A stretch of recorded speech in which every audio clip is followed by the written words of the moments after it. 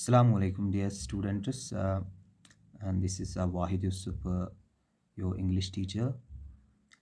As we are discussing, we are doing the poem that is An Evening Wet with Rain, written by Ved Baldeep and translated by Shivnath.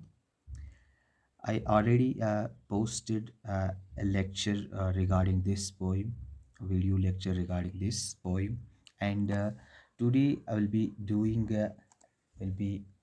another lecture of this poem that is An Evening Wet with Rain. And in this very lecture, I will first read the poem and I will try to summarize this poem for you. And then we will read line by line. We will try to find out the meaning of these lines. We'll try to find out what the poet has written in these lines. See, sorry, I will read the poem first, just a reading of this poem first. See, it should be capital W. Yes. An evening wet with rain, as I walk through the lane, the heart beckons the hands to hold them with love. The mind also knows subtle signals of the breeze. Should I stand on the ground or whacked with the wind? Windows, doors, awnings of the door are wet. Cool breezes stir the leaves of the yonder banyan tree. The collar of my coat is also wet with drops of rain. All around reigns silence. My feet are cold with water seeping through my shoes. My eyes are heavy with sleep. Or is it fever? The ground is very slippery. There is no place to stand. The mind is exhausted, looks for some spot to rest. Loss of hope has darkened the evening of my life too, and clouds gathering in the mind shed tears as they pass. The evening of travelers, my companion, is also depressed and takes me along, holding me by the arm. In childhood, I stood alone in my courtyard, and waves of air brought the sound of cymbals. We regret that the days gone by don't return. How to call back times past and gone? The evening prepares to go to sleep in the lap of night, slowly, softly, just as the sky's feet touch the ground. Shadows of trees rest in the octag as some passing cloud casts a shadow over hills. There is activity in the house lit with electric bulbs. Moonlight laughs holding the hem of the moon. Where is my destination? Where is the hurry? Light of the earthen lamp in the wayside modest inn awaits me. So this is the reading of this poem. See, there is some correction. This it is capital. This I, and here also it is capital, so it is a mistake made by me. So this first person pronoun, singular first person singular pronoun, it is always written in capital. And we have this wet, it should also be capital, written in capital. Or we simply says it should start with a capital letter, that is W, that should be capital in this word. Okay, so if we try to come to this poem, as far as this poem is concerned, if I try to summarize this poem for you, if I try to summarize this poem, that is An Evening Wet with Rain. See, the poem An Evening Wet with Rain, it is written by Ved Baldeep, and Ved Baldeep was a Dogri writer, and later on it is translated into English by Shivnath. And in this poem, the poet remembers an evening wet with rain. So this poem is about an evening, the evening that is wet with rain, and it is an atmosphere of complete silence. And we see the atmosphere of complete silence in this poem, and the poet is walking down the lane and finds everything wet. He finds everything wet. The poet is lost in the memories of his childhood when he had not to shoulder any responsibility. So he's comparing, the poet is comparing his age, his present state with his childhood. He's lost in the memories of his childhood, and he observes and he differentiates that in childhood he had no responsibility. Now his shoulders have a lot of responsibilities. And now the poet is burdened with responsibilities and worries. He has so many responsibilities. So he beckons the hands to hold the responsibilities with care. So that is why he beckons, the heart beckons the hands to hold them with love. To hold them with love. So this is how he beckons the hands to hold these responsibilities with care. His mind knows that the gentle breeze is signaling him to go and be nearer to his companion, to go and be nearer to his companion. And the poet appears sad and confused. So in a way, this poet is in a gloomy mood. He is in chaos, he is in confusion, and he finds himself in this evening, in this wet, in this wet this surroundings, and everything is wet in this evening, and he finds in himself in the middle of these things. He doesn't know whether he should stand on the ground and take a walk down the memory lane, or allow himself to move with the air. So he is in lot of confusion. He is unable to understand, he is unable to differentiate. He doesn't know whether he should stand on the ground and take a walk, or he should allow himself to move with the air, or simply he should allow he should allow himself to move involuntarily. That is what he wants to tell. See, he talks about windows, doors, sheets of canvas, all are wet with rain. So, this impact of rain is found in this poem, and he finds these things. He finds all these things, that is, windows, awnings, doors, sheets of canvas. He finds them wet with rain, and he finds the leaves of the banyan tree standing at a distance, moving slightly with the cool breeze. Only the sound of the leaves is audible, and his the collar of his coat is wet with the drops of rain also. And the poet observes silence in atmosphere. He doesn't listen to any sound. There is this sound that is made by the cool breeze when it hits the leaves, and that is somewhat audible to the poet. And he talks about his he talks about the collar of his coat that is also wet. So that indicates that the rain, it is too much, the rain, it is too much raining. It is raining and raining. And the poet observes utter silence in the atmosphere. And the poet also feels the poet also feels that there is desolation, there is this silence, there is this solitude in the atmosphere. And the poet's feet have turned cold due to the water seeping through his shoes. And as he walks through this lane, as he is outside his house in this rain, and in this rain, this rain water, this water which has which is there because of rain, that water has that water is seeping through his shoes, that water is seeping through his shoes. And that is why the poet's feet have turned cold due to this water, and his eyes are heavy with sleep, or we can say he is feeling sleepy because he is very tired. And he tells us in the poem that I am very much tired, and he feels the ground is slippery, and he cannot find some place to take rest. So all these things, this negative impact in his mind, and the surroundings which affect him in a negative way, this is all he finds himself in the in this atmosphere, in these surroundings. And the loss of hope has darkened the evening of his life also. And actually it is the loss of hope, it is the loss of hope,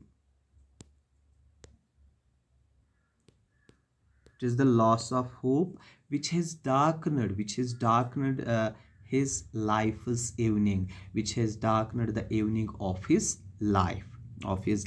And he is in a state of despair, he is in a state of chaos. And clouds of hopelessness have gathered in his mind. And as they pass through his mind, tears start coming out of his eyes. So we have this technique, poetic devices used in this poem. And here we poetic device has been used. And we are told that these clouds of hopelessness have gathered in his mind, they have gathered in his mind. And that is why these tears start falling from his eyes. And he doesn't find anything comforting him in the evening of troubles.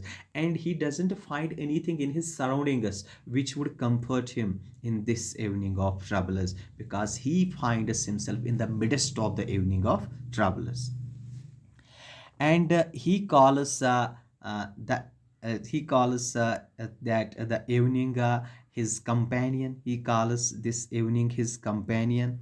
And he calls this evening of troubles his companion. So that is he is depressed, he is depressed just like the evening is depressed.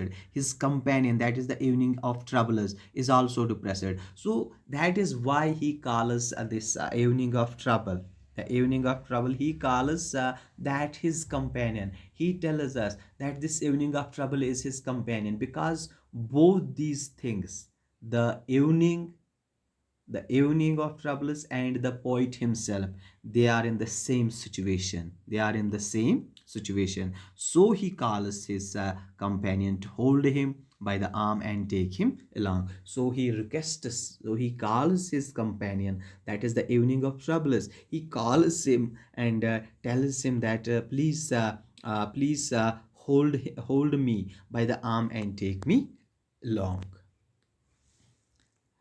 And the poet then is reminded of his childhood.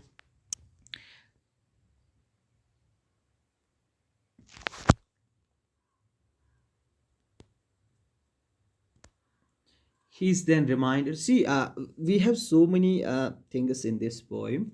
First the poet talks about evening, then he talks about this loss of hope which we discussed in the previous lecture. And now he talks about this childhood. And now the poet is reminded of his childhood days when he would stand alone in the courtyard, listening to the sound of cymbals, listening to the sound of cymbals.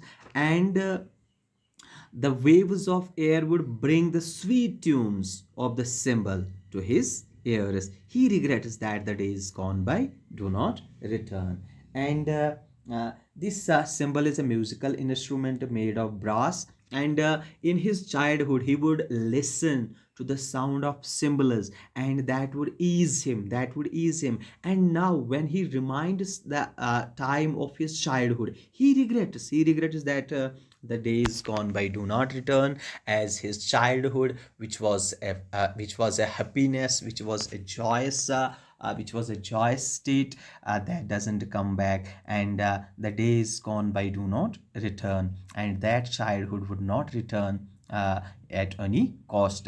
That is how he regrets, because he knew that his childhood memories would not come, and his childhood days would not come again. And then the poet says that evening is nearing to an end, as the darkness is about to fall. And he talks about the night now. He talks about that this darkness, this night would eat this night would eat this evening now. It would take this evening now. And this darkness, this night, it is about to fall, and this evening is about to vanish. This evening is about to vanish. And he says that the sky appears touching the ground, that is the earth, owing to the darkness. And it started turning into darkness. The passing clouds are sending shadows over the hills. And then he talks about passing clouds which are sending shadows over the hills. The shadows of trees continue to rest in the dark tank. Dark tank is dark night, and he's telling us how this dark night comes and how this dark night envelopes this evening which was very much chaotic evening, and this dark night, it would eat up this evening, it would engulf this evening, it would envelope this evening. And he tells us how these things happen. And then he talks about the electric bulbs. He tells us that the houses which are lit with electric bulbs are lively and full of fun. And this dark night in this dark night, the houses which are lit with electric light, they are full of fun, but the poet is wandering in the silent streets and knows nothing about his destination. And he observes everything. He observes this evening, he observes this dark night, coming of this dark night, he observes the electric bulbs, he observes the houses, he observes the fun inside the houses, but he doesn't know where is his destination. He's wandering in the silent streets, in the silent surroundings, in the silent streets. He's wandering, he's roaming, and he knows nothing about his destination. He's unaware of his destination. He doesn't know where he has to go, because his mind is in chaos and he is in despair. He has lost hope and he doesn't know what his destination is. And then he talks about moonlight. He says that moonlight holding the edge of the moon. Moonlight is holding the edge of the moon, and is laughing at him, and he talks about the moonlight holding the edge of the moon is laughing at him. And he thinks that this moon, she's laughing at me, and he tells us that he's in no hurry, because he's unaware of his destination. And he tells us that he's in no hurry. The person who knows where he has to go, who knows what he has to achieve, who knows what he has to target, he can be in a hurry. But this speaker of this poem, he knows nothing about his destination. He doesn't know anything about his destination. He doesn't know where he has to go, so he is not in a hurry. And that is why he's very pathetic, and he's in very chaotic state. He only knows that the light of an earthen lamp in the modest inn on the roadside awaits him. And there is only one thing which he believes is waiting for him. That is the earthen lamp. Which is in a modest inn, or which is in the modest inn on the roadside. And he thinks that this earthen lamp is waiting for him on the roadside, yes, which is in a modest inn. So that is what this poem is. And this poem is about this loss of hope, and it is about this loss of hope, and old age, and this chaos, confusion, and all these things are there in this poem, which we shall discuss in the analysis of the poem after reading the poem. While we are done with reading of the poem, after that we will do an analysis of this poem, and where we shall see what these things represent. We shall see there are so many these images, there are symbols in this poem, and we shall try to find out other poetic devices as well. So this is all for today, and I hope you would have understood this summarizing of the poem. And in the next lecture, in the next video, I will be reading the poem, and we'll read the lines of the poem, and we'll try to find out what is written in and those lines. And Then there will be one more lecture about this poem, and that will be based on the poetic devices and analysis of the poem, that will do what this poem brings before us, and what are the devices, what are the techniques used in the poem, that we'll discuss in another lecture. So till then, till the next lecture, I hope you are fine, everybody is fine. Until then, have a nice day and Allah Hafiz.